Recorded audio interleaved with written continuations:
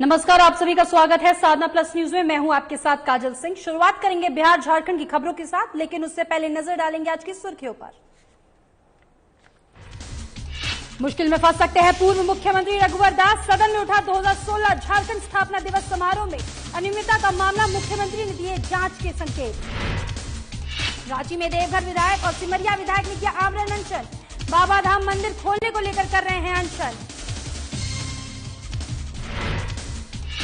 विधानसभा monsoon सत्र के चौथे दिन भी बीजेपी विधायकों का हंगामा जारी। कमरा आवंटन को लेकर कर रहे हैं बवाल। गुमला में आजादी के 2 दशक बाद भी पगडंडी के सहारे जीवन का तय हो रहा है सफर। श्रमदान कर रहे हैं ग्रामीणों ने बनाई सड़क। जमशेदपुर में तीज महोत्सव का हुआ आयोजन। दीप प्रज्वलित कर शुरू किया गया महोत्सव। महिलाओं ने कार्यक्रम में बढ़ चढ़ के लिया भाग।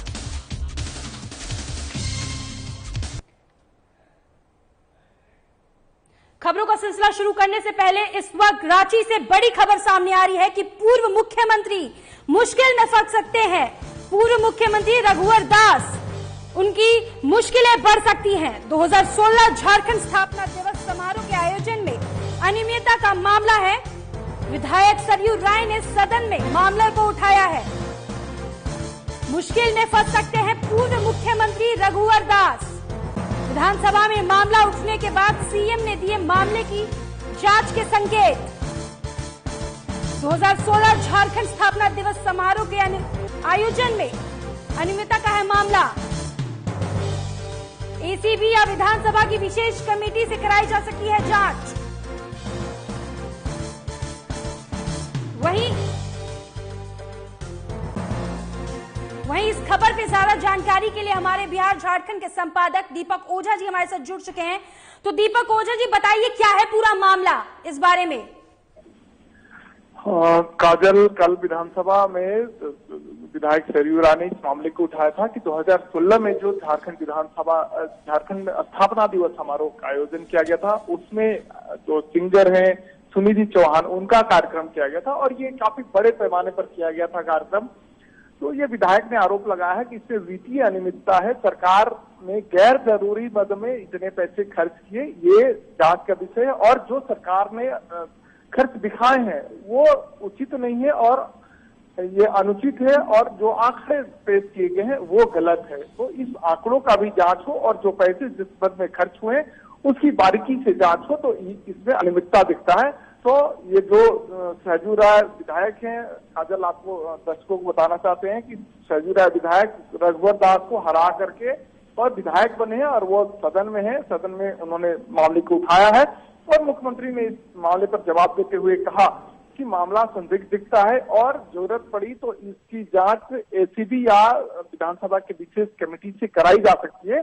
तो ये इशारा स्पष्ट है कि इस मामले की जांच होगी और जब वित्तीय अनियमितता है तो ये सरकार के लिए महत्वपूर्ण हो जाता है, क्योंकि जनता के पैसे से ये खर्च होते हैं। तो इस मामले को गंभीरता से लिया है सदन ने और सरकार ने भी, और मुख्यमंत्री ने संकेत दे दिए जांच के। तो आने वाले समय में रघुवर दास की मुश्किलें बढ़ सकती है। काजल, जैसे कि आपने बताया कि रघुवर दास के खिलाफ ये जो जांच की जा सकती है, तो आपको क्या लगता है कि इस मामले में रघुवर दास पूरी तरह से फंस चुके हैं? काजल, ये मामला वित्तीय अनियमितता का है और जब एक विधायक सदन में मामला उठाए हैं तो उनके संतुष्टि के लिए जब भी कोई सदन में मामला उठता है तो उसकी जांच कराई जाती है और जांच कराना सरकार की मजबूरी भी होती है। और जब वित्तीय कोष पर कोई आरोप हो तो उसका स्पष्टीकरण देना सरकार की नैतिक जिम्मेवारी होती है। और जब रघुवर दास मुख्यमंत्री थे, तत्कालीन मुख्यमंत्री रघुवर दास पर ये आरोप है और ये पहला मौका नहीं है जब रघुवर दास एक मामले में फंसे हैं। अभी रघुवर दास पर एक और भी मामला चल रहा है काजल, जो राज्यसभा हॉर्स ट्रेडिंग मामले में भी आरोपी है रघुवर दास को कहीं न कहीं चारों तरफ से घिरते नजर आ रहे हैं रघुवर दास। और आने वाले समय में यदि जांच होती है तो गैर जरूरी मद में खर्च करने के आरोप में रघुवर दास पर मामला दर्ज हो सकता है। बहुत बहुत शुक्रिया आपका इस मामले में ज्यादा जानकारी के लिए।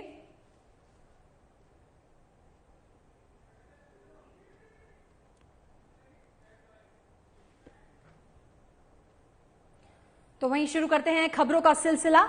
विधानसभा में आज भी सरकार की मुस्लिम तुष्टीकरण के मुद्दे पर गतिरोध जारी है। इस मसले पर कांग्रेस विधायक इरफान अंसारी ने कहा है कि विधानसभा द्वारा नमाज अदा करने के लिए विशेष कक्ष आवंटित विधानसभा के कर्मचारियों के लिए किया गया था, विधायकों के लिए नहीं।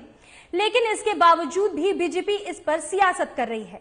हम सेकुलर हैं, सभी धर्मों का हम सम्मान करते हैं। आज पूरे राज्य में बीजेपी की किरकिरी हो रही है। हम चाहते हैं कि विधानसभा में सैकड़ों कमरे हैं। अगर बीजेपी को चाहिए तो प्रार्थना के लिए उनके लिए भी एक कमरा आवंटित किया जाए। हम विधानसभा अध्यक्ष से इसके लिए अपील करेंगे, लेकिन धर्म के नाम पर बांटने वाली राजनीति बीजेपी बंद करे। पीस, शांति बिल्कुल। मैं भारतीय जनता पार्टी के लिए ये पहन के आया हूँ कि सीख लीजिए इरफान अंसारी से, आई एम द सेक्युलर। आपस में लड़ाने से नहीं होता है, भाईचारगी को मत तोड़िए आप लोग। झारखंड में ये कभी नहीं चला है, तो हम लोग आए हैं। और आज जो लोगों की जो मांग है, हम सारी झारखंड की जनता हमसे ये कह रही है कि भाजपा का आचरण बहुत ही खराब है। लोग आक्रोश में, मीडिया वाले से भी कहिए कि भाजपा को मत दिखाइए, कितनी भाजपा की हो रही है। तो चलिए, वक्त हो चुका है छोटे से ब्रेक का, जल्द लौटेंगे ब्रेक के बाद।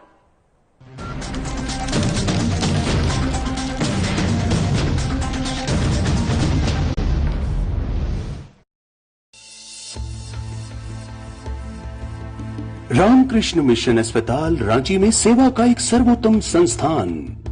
7 दशकों से रामकृष्ण मिशन सैनिटोरियम में सभी बीमारियों का आधुनिक पद्धति से सस्ते दर पर इलाज। अस्पताल में अनुभवी डॉक्टर और कुशल नर्सें रखेंगी आपका विशेष ख्याल। सभी आधुनिक चिकित्सकीय उपकरणों से लैस 24/7 है सेवा में समर्पित। रामकृष्ण मिशन अस्पताल, खूंटी रोड, तूपुदाना, रांची, जिसका सेवा ही परम धर्म है।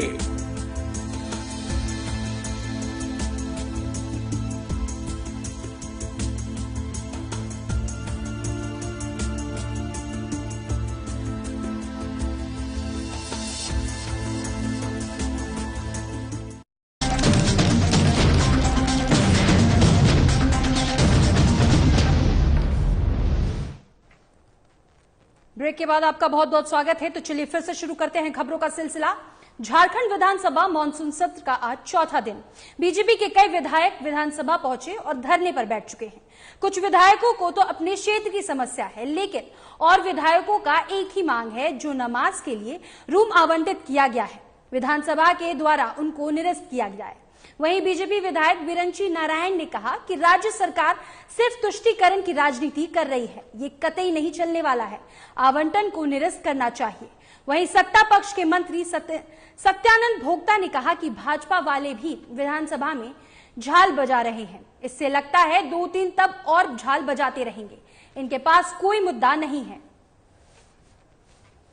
जनता पार्टी के पास कोई मुद्दा नहीं है, क्योंकि 5 बरस पहले डबल इंजन की सरकार थी, सत्ता चला चुके हैं, उनको विपक्ष में बैठने का मन नहीं लग रहा है, इसलिए वो झाल बजा रहे हैं। और अभी 2-3 टर्म और झाल बजाएंगे। विधानसभा घेराव कीजिए, आंदोलन कीजिए, जो सरकारी नियम कानून है उसके तहत सरकार काम कर रही है, लेकिन उनको जनमुद्दा को उठाना चाहिए, विधानसभा में रखना चाहिए। जनता चुन के भेजा है, ये सरोज पंचायत है, लेकिन जनता के जनमुद्दा में कोई लेना देना नहीं है, खाली फोटो खिंचाने में सब व्यस्त रहते हैं। अच्छा भोक्ता जी, कल सीपी सिंह ने मुख्यमंत्री को दुर्योधन कहा है,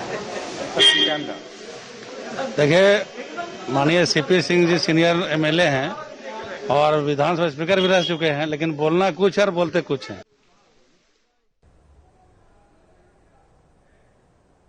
वहीं झारखंड का चौथा दिन है आज मानसून सत्र का। तो आइए आपको सीधे ले चलते हैं सत्र की कार्यवाही पे, जहां आज चौथा दिन चल रहा है। रकम सहायता के रूप में दी जाती है। यदि इस स्थिति से निपटने के लिए सरकार के द्वारा प्रत्येक पंचायतों में 4 से 5 की संख्या में जेनेरिक एरेस्टेज हाई एफिशिएंसी लगा दिया जाए तो इस तरह की घटनाओं को रोका जा सकेगा और लोगों की जान माल की रक्षा भी हो सकेगी और सरकार की राशि भी बचेगी। अतः मैं आपके माध्यम से जामताड़ा जिले में प्रत्येक पंचायतों में जेनेरिक एरेस्टर हाई एफिशिएंसी लगाने की मांग आपके माध्यम से सदस्य करता हूं। महोदय श्री भूषण बारा 100 महोदय, सिमडेगा जिला ने भारतीय हॉकी पुरुष टीम को सिल्वानुस डुंगडुंग, माइकल किंडो, जस्टिन लकड़ा जैसे प्रतिभावान खिलाड़ी दिया है। ऐसे ओलंपियन के दम पर देश गोल्ड मेडल जीत चुका है, परंतु वर्ष 2019 से सिमडेगा स्थित पुरुष आवासीय हॉकी सेंटर में कोच नहीं रहने से हॉकी टीम बेहतर प्रशिक्षण प्राप्त नहीं कर पा रही है।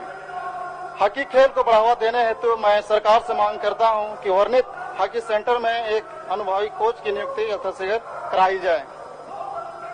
श्री अनंत कुमार ओझा 100 श्री अनंत कुमार ओझा 100, श्री किशुन कुमार दास 100, श्री किशुन कुमार दास 100, श्री मथुरा प्रसाद महतो 100।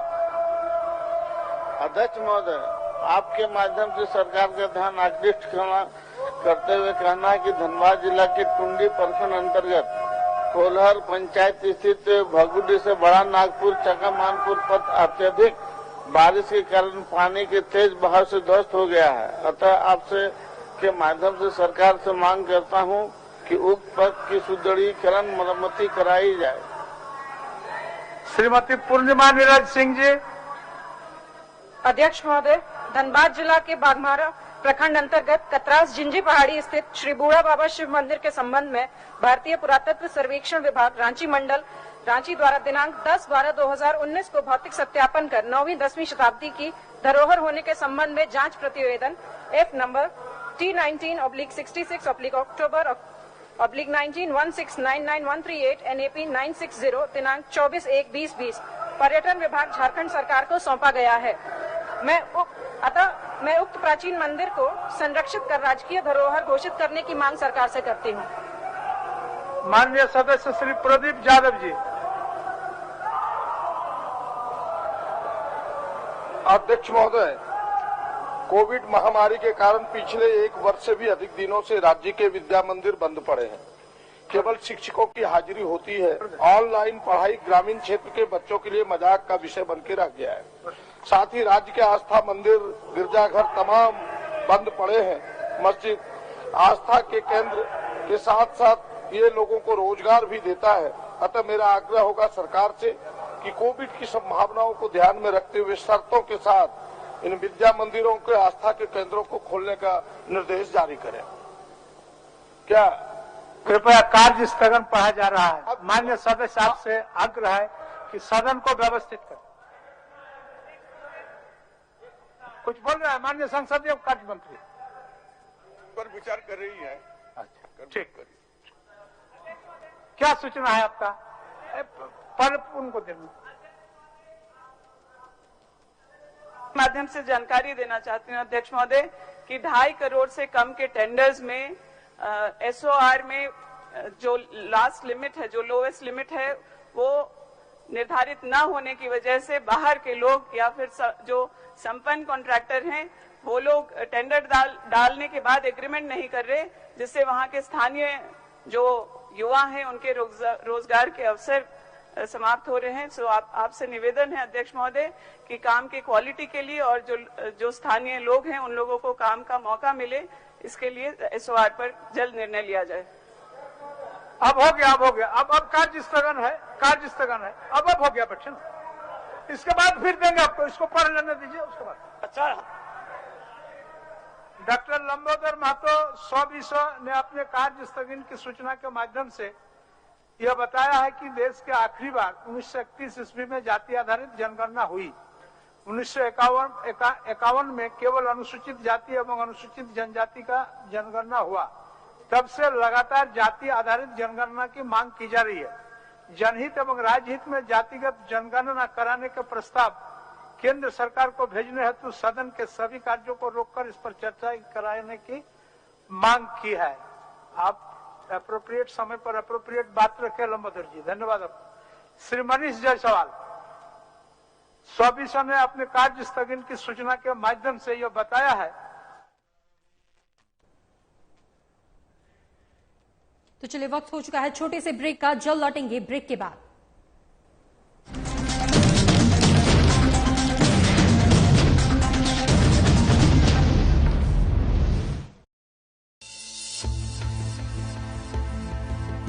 रामकृष्ण मिशन अस्पताल रांची में सेवा का एक सर्वोत्तम संस्थान। 7 दशकों से रामकृष्ण मिशन सैनिटोरियम में सभी बीमारियों का आधुनिक पद्धति से सस्ते दर पर इलाज। अस्पताल में अनुभवी डॉक्टर और कुशल नर्सें रखेंगी आपका विशेष ख्याल। सभी आधुनिक चिकित्सकीय उपकरणों से लैस 24/7 है सेवा में समर्पित रामकृष्ण मिशन अस्पताल, खूंटी रोड, तूपुदाना, रांची, जिसका सेवा ही परम धर्म है।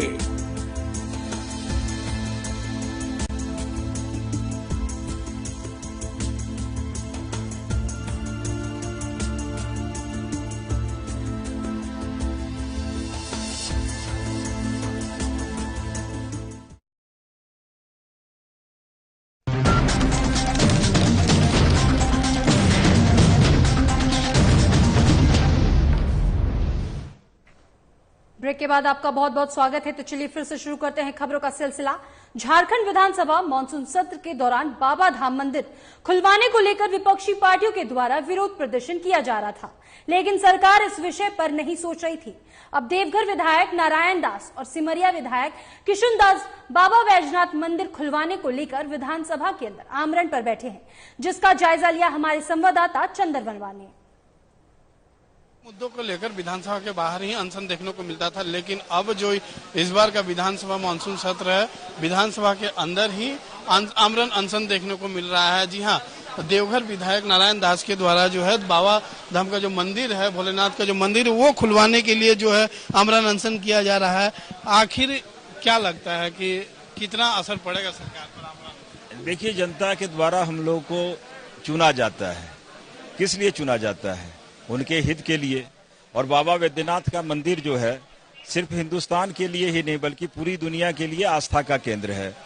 जब हिंदुस्तान के अंदर तमाम मंदिरों को खोला गया तो बाबा वैद्यनाथ मंदिर और बासुकीनाथ मंदिर क्यों बंद है?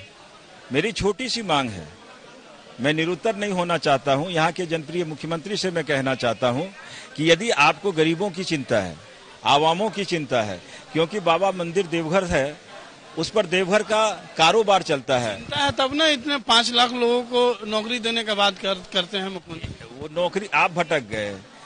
अभी लोग वहाँ पलायन को मजबूर हैं, खाने के लिए लाले पड़े हैं, हाथ में कटोरा लेके भीख मांग रहा है। आपने वहाँ के पुरोहित समाज को बुलाया, मंदिर के विषय में बात किया, आर्थिक पैकेज देने की बात किया। आप तो आर्थिक पैकेज भी नहीं दे पाए। रोजगारी भत्ता में यदि आर्थिक पैकेज दे देते वहाँ के पुरोहित समाज को, वहाँ के व्यवसायी समाज को, और खास करके फूल बेचने वाले को, नाई को, बद्धी बेचने वाले को, सिंदूर बेचने वाले को, किसी को अगर आप आर्थिक पैकेज देते, वहाँ के पंडा समाज को, जो पुरोहित समाज है वो भी गरीबी से जूझ रहा है, किसी को अगर दे देते तो ये नौबत थोड़े आती। इसलिए मेरा इतना कहना है और विनम्र आग्रह है मुख्यमंत्री जी से, सादर प्रार्थना है, करबद्ध प्रार्थना है, और दिल से मैं उनको कहता हूँ कि आप सनातनी सोच के प्रतीक हैं, आपके अंदर भी हिंदू भावना है। मैं ये नहीं कहता हूं कि मुख्यमंत्री जी के हिंदू के अंदर भावना नहीं है। आप पूजा करते हैं, वहां जाते हैं, आप महामंगलेश्वरम जाते हैं, हर जगह पूजा करते हैं। आग्रह है कि बाबा मंदिर खोल दीजिए, और वहां के लोग जो भूखमरी के कगार पर हैं, पलायन हो रहा है, लोगों के लिए जीना दुभर हो गया है, अगर आप मंदिर खोलेंगे वहां के लोग भी आपको आशीर्वाद देंगे। लेकिन सुप्रीम कोर्ट भी कह चुके हैं कि जल्दबाजी आखिर बाबा धाम मंदिर खोलने में क्यों? तो फिर आप हठ धर्मिता क्यों? आप उनको नहीं पढ़े हैं। सुप्रीम कोर्ट ने ये कहा है कि कतारबद्ध से सुनवाई होगी। आप उनको पढ़ लीजिए, पहले सीरियल नंबर से सुनवाई होगी। क्या तेजी है? सुप्रीम कोर्ट का यही कहना है। उन्होंने कहा, दूसरा शब्द प्रयोग नहीं कहा, और सुप्रीम कोर्ट का जो डिसीजन होगा उसके साथ हम लोग हैं। क्या लगता है कब तक आप आमरण अनशन पर रहेंगे? हम तो बार बार कह रहे हैं कि मुख्यमंत्री जी को बाबा वैद्यनाथ सद्बुद्धि दें और जल्दी मंदिर खोल दें। ये मेरा आमरण अनशन आजीवन जारी रहेगा जब तक मंदिर नहीं खुलेगा। बड़ी बात और बड़ी जिद, क्योंकि जब तक मंदिर नहीं खुलेगा तब तक आमरण अनशन जारी रहेगा। अब देखना है कि कब मंदिर खुलता है और कब इनका आमरण अनशन समाप्त होता है। सहयोगी पंकज के साथ चंदन वर्मा, साधना न्यूज, रांची। वहीं विधानसभा भवन में नमाज के लिए कक्ष दिए जाने का मामला तूल पकड़ता जा रहा है। बीजेपी ने इसके विरोध में आंदोलन छेड़ दिया है। मंगलवार को लातेहार में बीजेपी जिलाध्यक्ष से पूर्व विधायक हरिकृष्ण सिंह ने नेतृत्व बीजेपी कार्यकर्ताओं ने लातेहार में समाहरणालय के पास प्रदर्शन किया। इससे पहले लातेहार शहर में रैली निकाली और झारखंड सरकार के खिलाफ नारेबाजी की। वहीं धरना के बाद राज्यपाल के नाम लातेहार एसडीओ को एक ज्ञापन सौंपा गया। मौके पर बीजेपी जिलाध्यक्ष हरिकृष्णा ने कहा कि संविधान की शपथ लेने वाले विधानसभा अध्यक्ष ने नैतिकता खो दी है। एक ही संप्रदाय को खुश करने के लिए इबादत की तुष्टीकरण की राजनीति का इशारा करता है। मौके पर पूर्व 20 सूत्रीय अध्यक्ष राजधानी यादव, एसएससी मोर्चा जिला उपाध्यक्ष अमित कुमार, जिला मंत्री सूरज शाह सहित कई बीजेपी कार्यकर्ता उपस्थित रहे। सभी अपने जगह बैठ जाएंगे।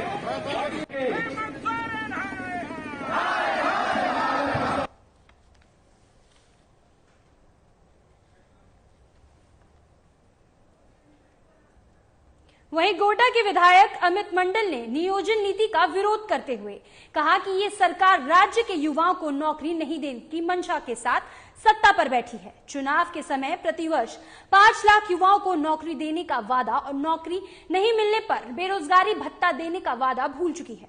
वहीं हिंदी, अगिंका, महिकी जैसे भाषाओं को नियोजन नीति से बाहर रखकर सरकार वैसे युवाओं के साथ भी छल कर रही है जो इन भाषाओं के ज्ञाता है। तमाम सवालों पर विधायक अमित मंडल ने से बात की हमारे संवाददाता चंदन वर्मा ने। विधानसभा का मानसून सत्र मुद्दों की भेंट चढ़ता दिख रहा है। लगातार जो कई दिनों से सत्र चल रहे हैं, लेकिन जो काम की बातें हैं वो नहीं हो पा रही है। लगातार विपक्ष जो है कई मुद्दों को लेकर सरकार को घेरने की कोशिश कर रहा है और कहीं ना कहीं जो मुद्दे हैं वो जायज भी हैं। जैसे नियोजन नीति को लेकर जो नियम बने हैं उसमें वाकई में संशोधन होने की जरूरत है। क्या संशोधन होना चाहिए अमित जी, आप बताइए कि आखिर किन किन चीजों पे गड़बड़ियां हैं और सरकार आखिर बात करने से, बहस करने से क्यों पीछे हट रही है? देखिए, सरकार तुष्टीकरण की राजनीति से प्रेरित होकर नियोजन नीति नियमावली बनाई है। इस पे हम लोगों का विरोध है। आप देखिए कि अनारक्षित वर्ग के अभ्यर्थी अगर बाहर से हैं और वहां पर वो आकर 3rd और 4th ग्रेड एम्प्लॉयमेंट लेना चाहेंगे, अगर 10+2 उन्होंने बाहर से किया तो यहाँ पे एलिजिबल नहीं हो पाएंगे।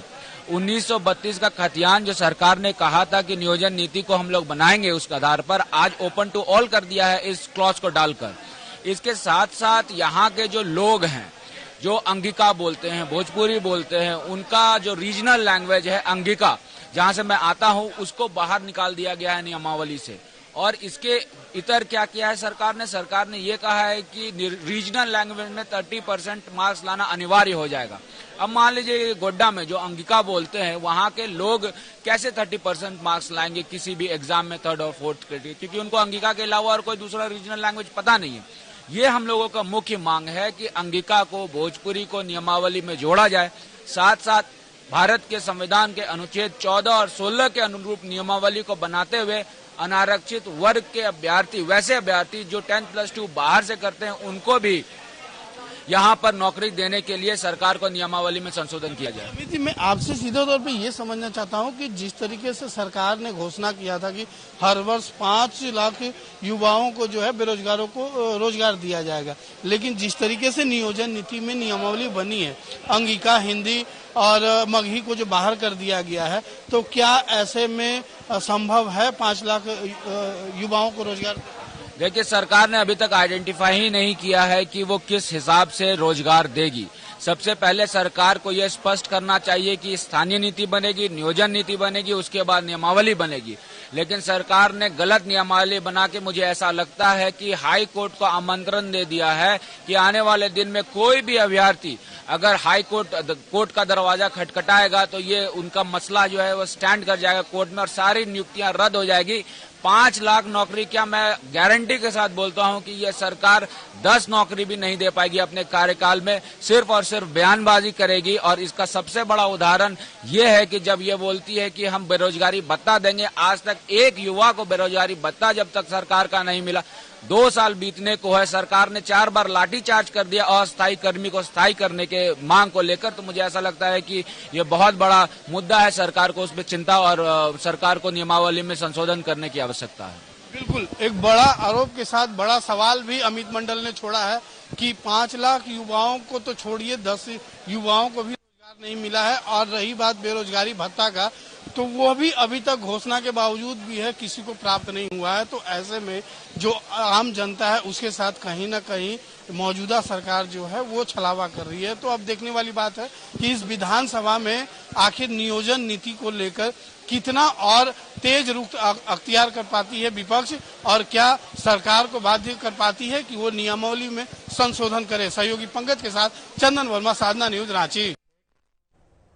वहीं गुमला के सुदूरवर्ती डुमरी प्रखंड मुख्यालय में महज 4 किलोमीटर दूरी में नावडीह पंचायत में बैलगांव ग्राम को सालों से विकास की राह देख रहा है। डुमरी प्रखंड के बैलगांव गांव के ग्रामीणों को सड़क नहीं होने की वजह से कठिनाइयों का सामना करना पड़ रहा है। विकास की राह देखते देखते ग्रामीणों का सरकार से विश्वास उठ गया है। सरकार की आस छोड़कर ग्रामीणों ने श्रमदान कर सड़क बनाने की पहल कर दी है।